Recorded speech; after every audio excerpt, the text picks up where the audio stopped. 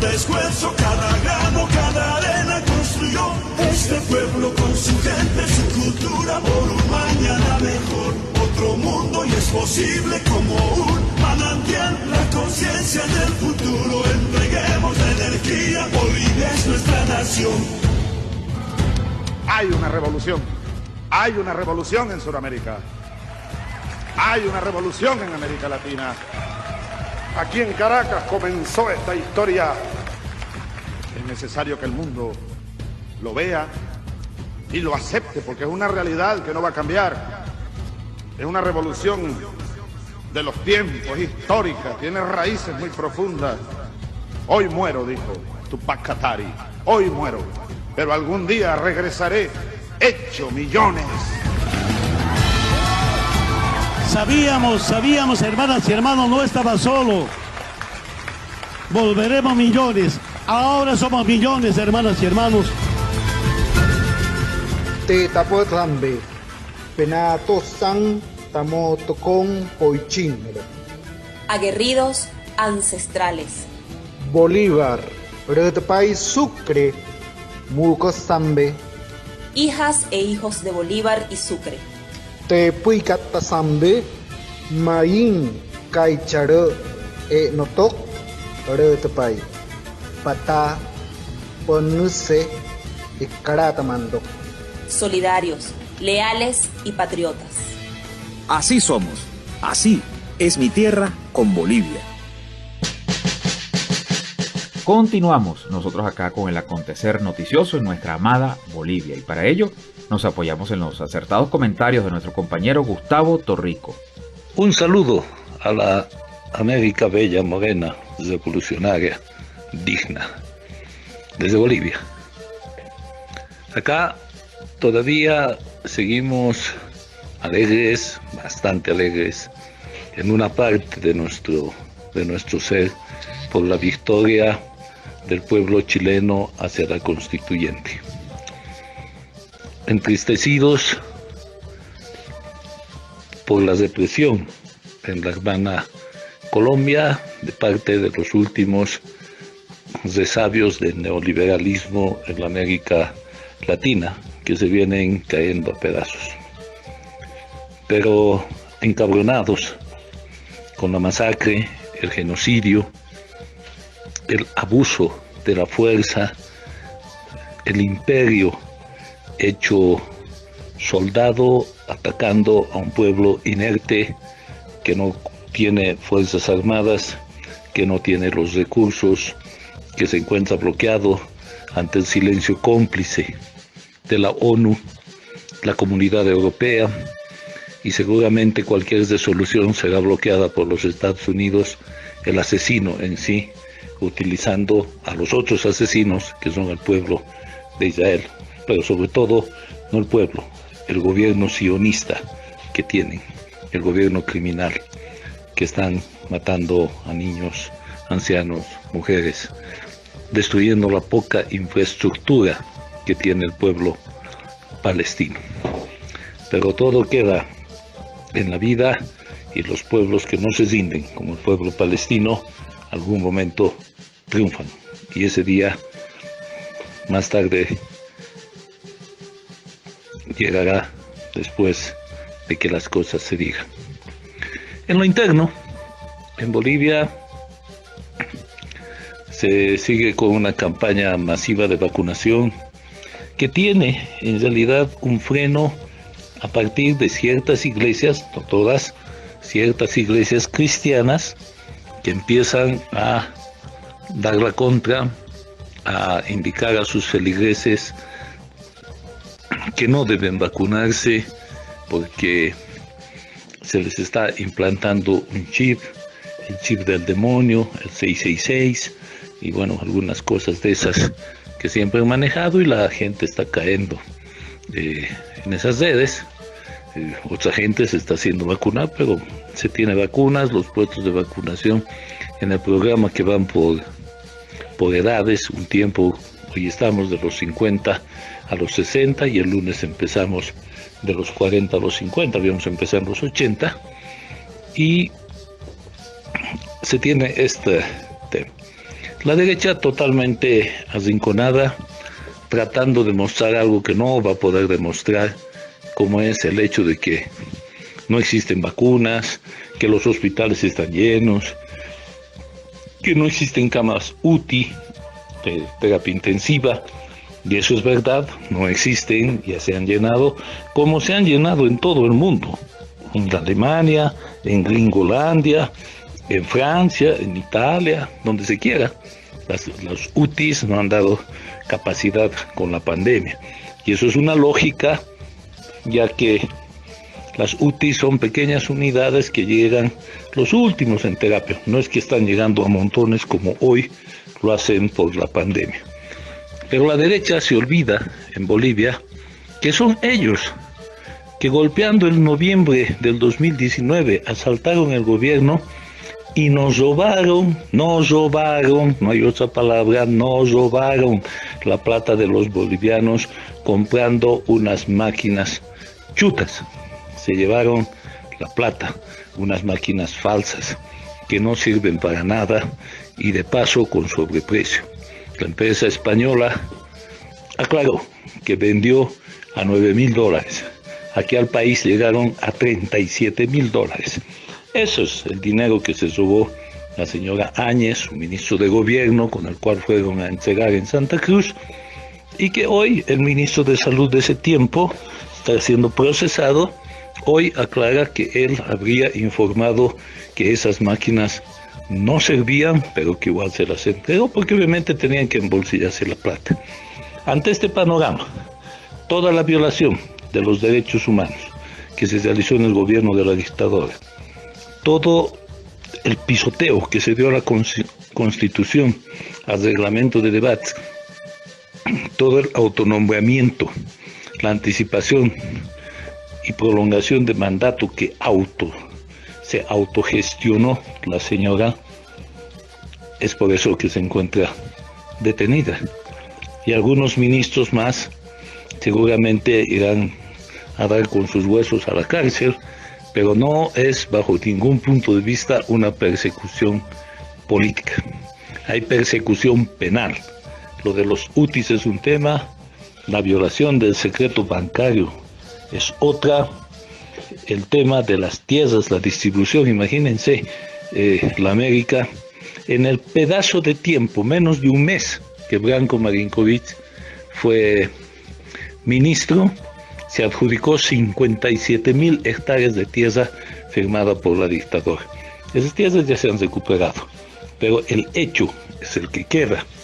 Por lo tanto, la derecha desconcertada, la derecha hoy está por el suelo, no tiene líder, no tiene partido, no tiene programa, son una juntuchita de amigos, sobre todo los golpistas, y no contentos con esto, en su desesperación cometen unos errores garrafales. El señor Alarcón, hombre de confianza de Carlos Mesa y miembro en el Parlamento, en la Asamblea Plurinacional de Comunidad Ciudadana, ha presentado una ley que vulnera totalmente la Constitución Política del Estado, pero no solamente eso, sino que legaliza en realidad el golpe de Estado en Bolivia. Nos explicamos. El proyecto de ley del señor Alarcón, a nombre de Comunidad Ciudadana, indica que cuando un gobierno, vía referéndum, vía, según ellos, prolongación, vía fraude, etcétera, etcétera, intenta prorrogarse, por ley, la policía y las Fuerzas Armadas tuvieran la obligación de reprimir, dice, y instalar la democracia nuevamente. Se olvida el señor Alarcón, que se autoproclama el constitucionalista número 1 del país, que la Constitución política tiene sus candados para este tema, que las instituciones tienen su rol fundamental, que nadie puede prorrogarse en un mandato sin autorización del pueblo sin modificación constitucional, sin ir a un referéndum si así se lo quiere, porque así está establecido. Y entonces no se puede dar carta blanca. Lo que está buscando el señor Alarcón es básicamente darle impunidad a todos los militares y policías que también se están empezando los procesos penales, que estuvieron al frente en las masacres y en el golpe de Estado. Asimismo, una de las activistas que tuvo bloqueada y encerrada en su oficina a la Defensoría del Pueblo, que según sus mismos audios estaba proporcionando camionetas, dinamitas, etcétera, para los conflictos, junto a su hijo, se le ha citado a declarar, no se ha presentado y se ha emitido el mandamiento de aprehensión. Ahora, eso tampoco es persecución política, es persecución penal. Pero sabemos cómo actúan los autoproclamados. Los venezolanos tienen bastante experiencia con el hijo del vecino de Guaidó. Por lo tanto, no tenemos nada más que contarles. A los otros pueblos sí, a que tengan la mirada puesta, porque la derecha es una serpiente muy venenosa que no se le ha cortado la cabeza. Cualquier rato se puede levantar, y en su desesperación de perder la hegemonía mundial, contará seguramente con el apoyo del Imperio del Norte, pero acá mismo podrá contar, después de la derrota en Chile, con el mismo ejército chileno, con el gobierno fascista de Bolsonaro, ¿cierto?, y con un gobierno neoliberal como el que se eligió en Ecuador. Y ahí están las bases militares en Colombia. Alerta, América, debemos estar unidos para de una vez triunfar. Gracias, Gustavo. Y para continuar profundizando en el acontecer noticioso boliviano, nos apoyamos en esta ocasión en nuestro buen amigo Gabriel Villalba. ¿Qué tal, amigos de Así es mi tierra? ¿Qué tal, amigos de la Radio Causachuncoca? ¿Qué tal, querido amigo Alejandro Díaz, que produce este programa tan importante para toda la patria grande y en particular para el análisis político de los principales acontecimientos de la coyuntura política boliviana? Saludar a todos ustedes, mi nombre es Gabriel Villalba Pérez. Estamos justamente en esta semana que se ha desarrollado con habitual normalidad, más allá de todo lo que analizaba de forma también precisa el compañero Gustavo Torrico, a quien le hacemos llegar un fraterno saludo. Sin duda, el hecho fundamental a analizar y a valorar es la exención de visas que han ratificado en esta semana el gobierno boliviano con el gobierno mexicano. Los bolivianos que vayan a Estados Unidos ya no necesitarán de la visa correspondiente, su tramitación en la representación diplomática mexicana en Bolivia, para pues visitar el país azteca. Es fundamental entender esto desde una perspectiva geopolítica, puesto que México, durante el régimen de facto de Yanine Áñez, había pues quebrado las relaciones diplomáticas con Bolivia, solamente mantenía relaciones en el ámbito comercial, puesto que la canciller boliviana de ese entonces régimen de facto de Yanine Áñez, Karen Longaric, había quebrado las relaciones diplomáticas y la había expulsado a la embajadora mexicana, en virtud de que la Embajada de México fue la misión diplomática. También se considera pues parte de la misión diplomática la residencia en este caso la embajadora mexicana, para salvaguardar la integridad física fundamentalmente de perseguidos políticos, exministros, exautoridades del gobierno de Evo Morales. Se tiene que entender, lo vuelvo a decir, desde un punto de vista geopolítico, ya que Bolivia se vuelve a posicionar en el mundo con un actor protagónico en el concierto internacional como es México, volviendo a generar esta suerte de alianza, de hermandad, de coincidencia tanto política, ideológica y diplomática para pues posicionarse en el concierto del plano mundial, del plano internacional. Bolivia, durante el régimen de facto de Yanine Áñez, se vio totalmente supeditado a los intereses geopolíticos norteamericanos, fundamentalmente a las decisiones arbitrarias abusivas que emitía, por ejemplo, la Organización de Estados Americanos, el lineamiento de esa geopolítica de dominación imperial. Por eso también vio afectadas sus relaciones con las principales potencias aliadas a el gobierno de Evo Morales, por ejemplo Argentina, por ejemplo México, los dos grandes polos de desarrollo para Bolivia en el concierto latinoamericano, en el continente. Nuevamente Bolivia se vuelve a reposicionar en el plano internacional, en el plano regional, como un país preponderante, aliándose nuevamente con México, generando también estos primeros resultados de exención del visado de los ciudadanos bolivianos para ingresar a México. Sumamente importante entender este hecho en esa clave geopolítica, en esa clave de reposicionamiento de Bolivia en el concierto internacional. El segundo hecho, mucho más local, que ha marcado la agenda noticiosa y política, por supuesto, es la citación en primera instancia hacia una señora, Melissa Ibarra, peruana de nacionalidad de ella, que durante los nefastos meses previos a la subversión del orden constitucional de noviembre del 2019, gestionó una suerte de articulación al estilo de las guarimbas en Venezuela, pagando a gente con financiamiento quién sabe de dónde, para subvertir el orden constitucional. Esa denominada revolución pitita no fue una gesta ciudadana gratuita. Existieron operadores políticos que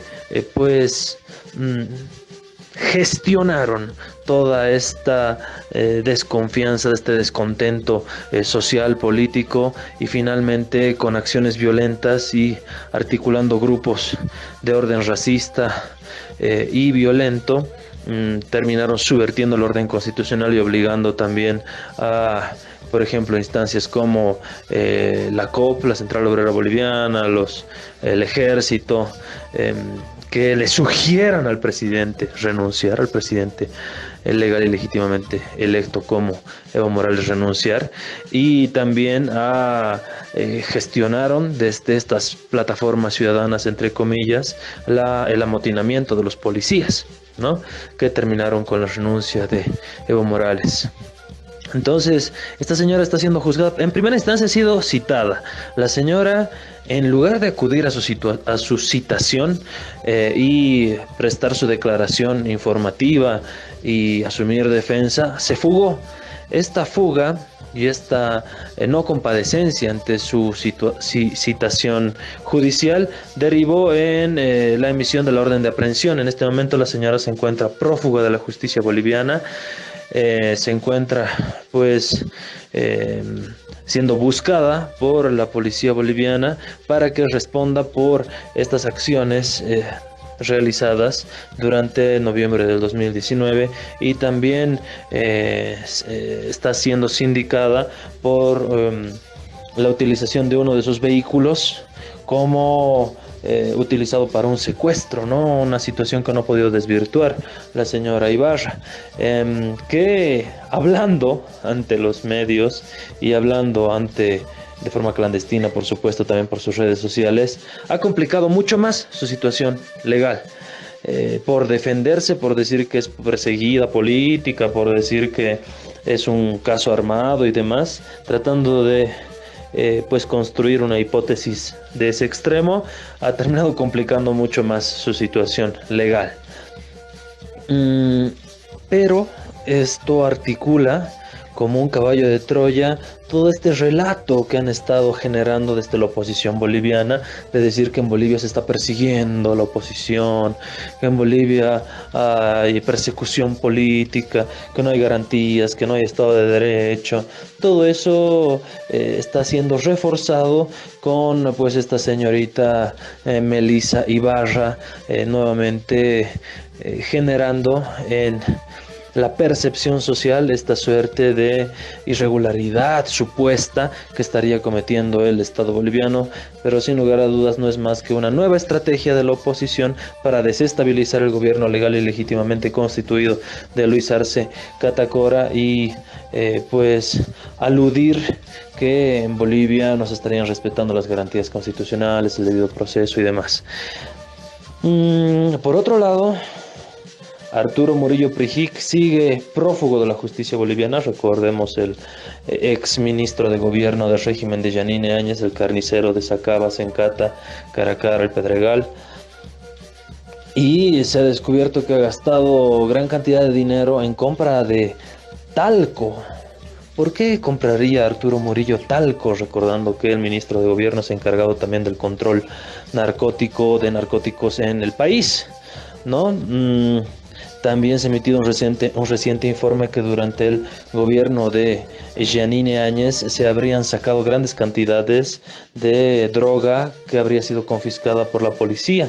Entonces, si hilamos mucho más fino estos dos acontecimientos, pues Arturo Murillo Prijic está en este momento prófugo de la justicia boliviana con el dinero, quién sabe de dónde salió, pero se tiene la certeza de que habrían sacado esa cantidad, habrían desviado en realidad esa cantidad de droga confiscada, decomisada, para seguramente con esa plata Arturo Murillo pues darse la fuga actual, ¿no? Porque ninguna fuga en un país extranjero puede darse sin financiamiento económico.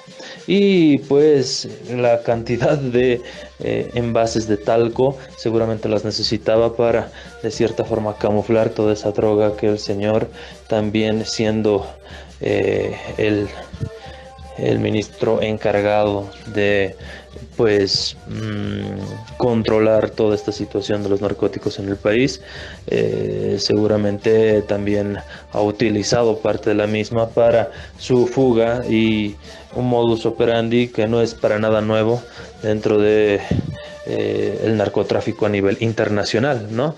Tenemos entonces, o teníamos mejor dicho, un ministro de gobierno, Arturo Murillo Prijic, que conocía muy bien todo el modus operandi de los grandes narcotraficantes a nivel internacional, y de esa forma también con la adquisición de gran cantidad de envases de talco y también la disponibilidad de recursos que él tenía para precisamente la lucha antidroga en el país y la confiscación de droga en el país, pues se pudo dar a la fuga.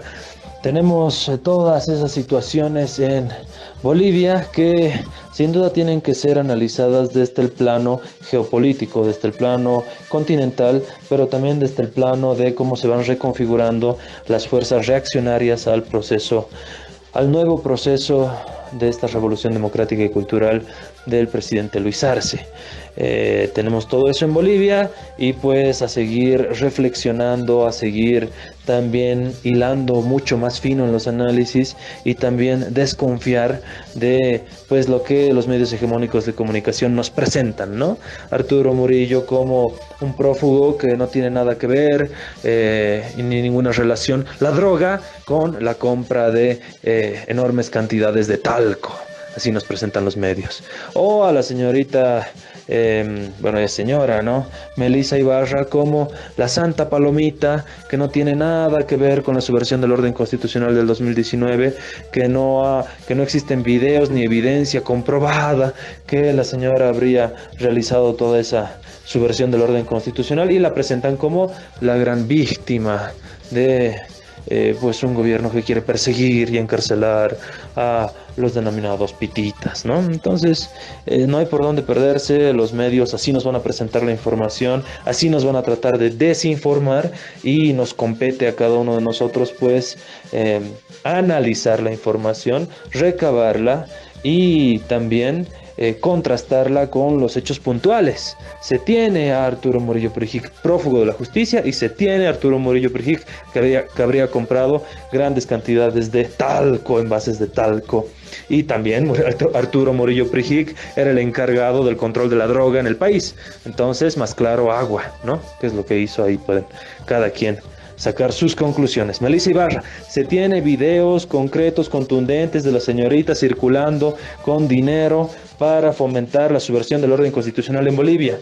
Y ahora los medios nos las presentan como la santa palomita que no tiene nada que ver con eso.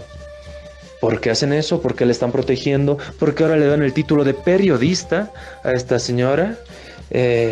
Pues también tenemos que empezar a hilar fino y a darnos cuenta de el por qué se presentan así los titulares, las noticias, los periódicos, los medios radiales y televisivos, en defensa de estos intereses que subvirtieron el orden constitucional del 2019, nos llevaron a ese caos del gobierno de Yanine Áñez, a esas masacres de Sacaba y de Sencata y otras, y que ahora nuevamente están intentando proteger a todos esos actores que fueron parte y siguen siendo parte de ese golpe de estado continuado que vivió Bolivia el año 2019. Es todo cuanto puedo informar desde La Paz, Bolivia. Un saludo gigante a todos los hermanos, hermanas que escuchan La Causa Choncoca, que escuchan el programa Así es mi tierra. Les invito también a que puedan pues seguirme en mis redes sociales, Gabriel Villalba Pérez, Gabo Villalba, y puedan adquirir el libro Poemas para la Liberación de la Mujer. Lo pueden hacer al número 606-733-29. 25 bolivianos es el costo, y se van a poder llevar una gran producción intelectual en el marco de la poesía, algunos versos de antipoesía y 3 reflexiones posmodernas en torno a indianidad, en torno a redes sociales, en torno a la modernidad o posmodernidad como tal. Un abrazo gigante, queridos amigos, amigas. Esto fue todo cuanto puedo compartir con todos ustedes. Abrazo a mi gran amigo Alejandro. Nos vemos, mejor dicho, escuchamos dentro de una semana. Y bien, nosotros nos vamos, no sin antes recordarles nuestros contactos en Twitter, @tierraasí con 2A, Tierra Así, y nuestro canal de YouTube, Así es mi tierra. En la producción estuvo la teniente de navío Rosario Rodríguez, y en la dirección y frente a los micrófonos, como siempre les habla, Alejandro Díaz. Será hasta la semana entrante. Hayaya.